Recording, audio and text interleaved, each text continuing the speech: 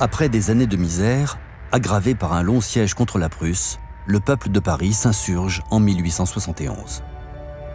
Le 18 mars, durant la nuit, Adolphe Thiers et son gouvernement envoient l'armée pour récupérer les canons disposés sur la butte. Mais le peuple de Montmartre n'est pas disposé à rendre ses armes, payées par l'argent des Parisiens. Les insurgés, nommés les communards, s'opposent à la troupe. L'armée de Thiers, que l'on appelle les Versaillais, est constituée de 130 000 soldats expérimentés.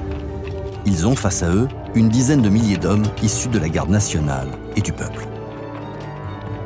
Les communards dressent des barricades à Montmartre, à Ménilmontant et au faubourg Saint-Antoine. La commune de Paris prend d'assaut l'hôtel de ville et en fait son quartier général. Les insurgés élisent une assemblée au profil très populaire. On y voit surtout des ouvriers, des employés, des instituteurs ou des artistes. Les communards proclament toute une série de mesures résolument révolutionnaires.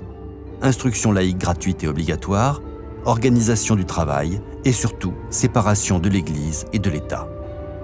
Une révolution des mœurs de la société. Le dimanche 21 mai commence la semaine sanglante. Face à la conquête rapide de l'Ouest parisien par les Versaillais, les communards se replient dans leur quartier historique pour en défendre chaque rue. Les barricades cèdent peu à peu. Le 23 mai, la butte Montmartre tombe aux mains des Versaillais. Paris mutilé sombre dans le feu et le sang.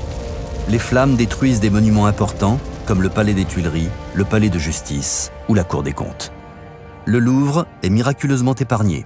L'hôtel de ville est délibérément brûlé. Il n'en restera que les murs et les hautes cheminées.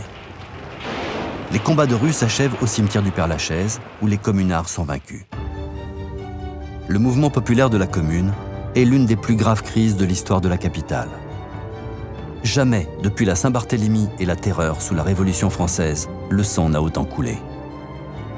Pour expier les meurtres de cette première révolution prolétarienne au monde, le Sacré-Cœur voit le jour.